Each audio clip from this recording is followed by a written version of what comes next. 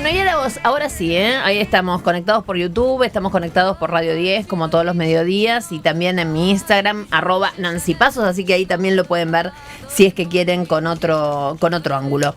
Lo que vamos a decir es obviamente más o menos lo mismo. Bueno, estamos a 2 semanas exactamente de elegir presidente de la Nación, y la sensación es de absoluta, por lo menos, digamos, presunción de que no sabemos quién va a ser. O sea, lo más certero que tenemos para decir es que realmente hoy, si ustedes le preguntan a cualquiera relacionado con el ámbito político, con la sociología, obviamente a los encuestadores, etcétera, todos te hablan de un final abierto.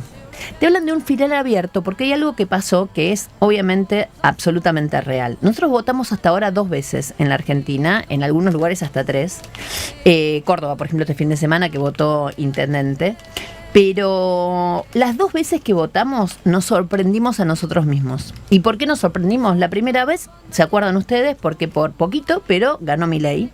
Y obviamente esa sensación de triunfo, que fue larguísima, porque obviamente entre las PASO y la elección general pasó un montón de tiempo, hizo que se reacomodaran un montón de situaciones en la Argentina.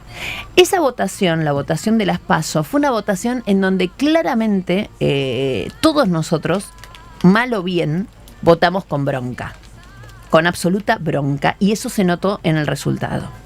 Cuando vino la elección general de ahora, de hace 2-3 semanas atrás, la sensación térmica, nuestro pulso cotidiano, se había transformado en otra cosa. Se había transformado esa bronca, que obviamente en mucho caudal seguíamos teniendo, pero se había transformado en algo más parecido al temor.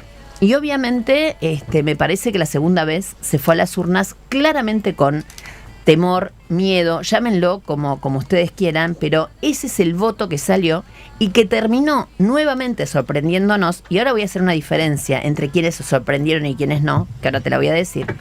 Hasta, digamos,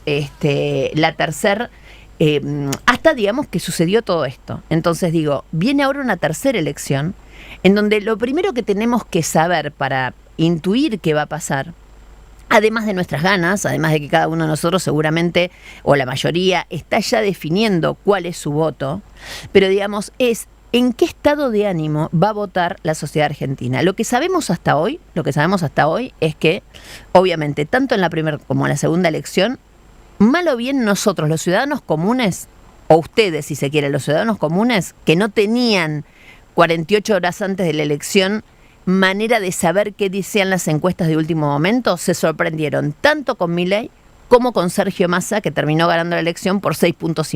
O un oficialismo que, como siempre decimos, terminó siendo un milagro.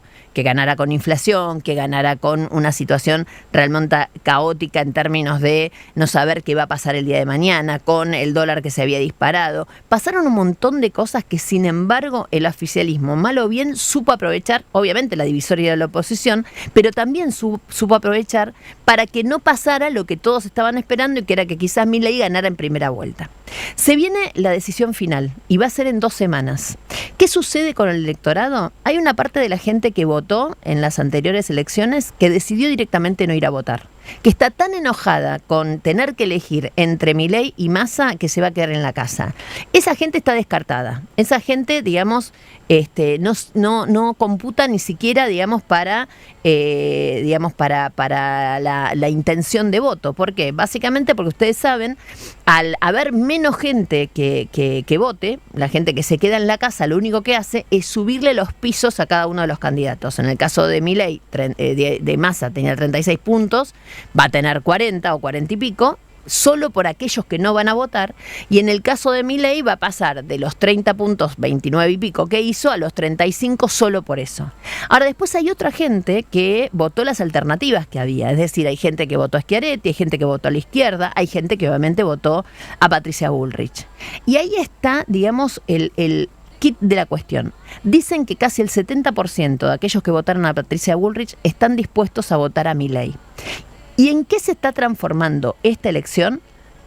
Justamente en eso. Las encuestas, las primeras encuestas que hay sobre el balotaje, lo dan a Milei ganador. Lo dan a Milei ganador por 4, 5 puntos, 6, 1, no importa. Lo dan ganador. Y es lógico. ¿Por qué? Porque si uno suma no literalmente todo, pero si uno suma los votos que tuvo Milei más los votos que tuvo Patricia Bullrich, obviamente la sumatoria de esos dos votos da más que lo que votó al oficialismo, al peronismo o a Sergio Massa. Esta igualmente es una elección, digamos, tan importante que se está convirtiendo cada vez más en una especie de plebiscito. ¿En qué plebiscito? En el plebiscito si Milei sí o Milei no. Porque es la gran duda que se genera hoy en la sociedad. Por más que sea lo nuevo, por más que se quiera mostrar como el cambio, la gran duda que tenemos absolutamente todos es qué va a pasar con el país el día después si gana alguien que viene con algunos cambios estructurales tan trascendentales, tan de fondo y tan sin red. Porque básicamente lo que sucede es eso, que la sensación que uno tiene con los cambios que propone Milei es que no hay red. ¿Y qué pasa cuando no hay red?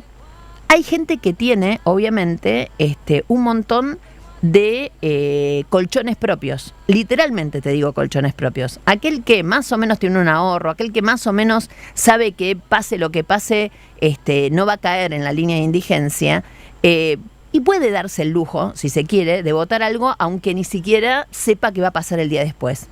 El famoso voto, y no me importa que pase, que se rompa todo, pero así ya no aguanto más, ese voto existe. Ahora es un voto, que insisto yo, es un voto, como le explico a veces a mis hijos, bastante egoísta. Porque lo que yo quiero pensar cuando voto no es solamente qué me va a pasar a mí, que tengo un poco de plafón, un poco de colchón o lo que sea, sino qué va a pasar con los que hoy están peor. Entonces, quizás ante una perspectiva determinada a largo plazo, vos decís, y bueno, pero finalmente la Argentina con esto, si realmente se vota en contra de todo lo que hubo hasta ahora, finalmente vamos a estar bien. Ahora, finalmente hay que ver cuántos llegan vivos. Y ahí sí, digamos, no te voy a hablar ni qué dice Milei respecto a los derechos humanos, ni qué dice Milei respecto a las minorías, ni qué dice Milei en cuanto a un montón de cosas que ustedes saben muy bien están en las antípodas de lo que uno puede pensar y de lo que la sociedad argentina hasta el momento votó. Porque otra cosa rara que se da en el voto de Milei, que te lo voy a contar, es gente que dice exactamente lo mismo que decía cuando iban a votar a Trump. Sos indocumentado y extranjero, o eras indocumentado y extranjero en Estados Unidos. Trump venía a decir que iba a echar a todos los ilegales. Trump venía a decir que iba a armar un muro, que iba a levantar un muro entre México y Estados Unidos, y sin embargo, mexicano ilegal votando a Trump. ¿Cómo se explicaba? Ellos mismos lo decían, no, pero eso no lo va a poder hacer, no te preocupes. En el no te preocupes, realmente hay algo, un rasgo muy impresionante, no solo de locura, sino también de mal con uno mismo. Digo, realmente lo que tenemos que elegir dentro de 2 semanas es un montón. Y acá la divisoria de agua se da sobre temas muy importantes.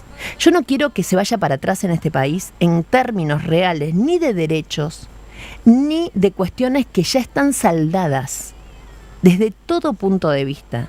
Yo quiero una Argentina solidaria, yo quiero una Argentina que obviamente la educación gratuita sea un valor, porque lo tiene más que nada para aquellos que lo necesitan.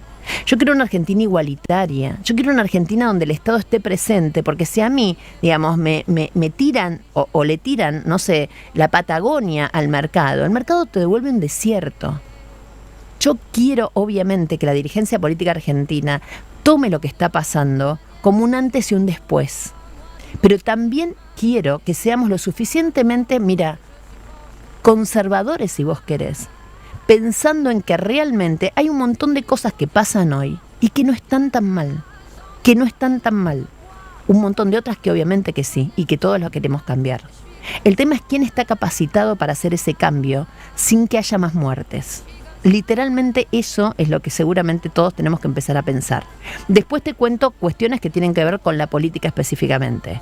Quienes están, por ejemplo, en este momento probando el traje de presidente de la Cámara de Diputados, porque ustedes saben bien, Milei obviamente tiene minoría. Si llega a ganar Milei, ¿quién va a ser el presidente de la Cámara de Diputados?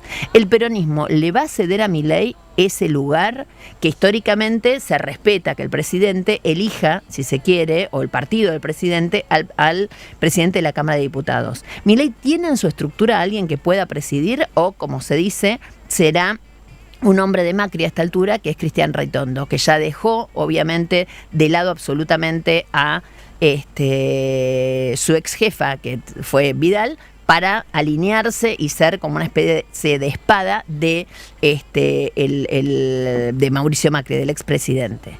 ¿Cómo va a ser la alianza entre Macri y Milei? ¿Quién va a mandar?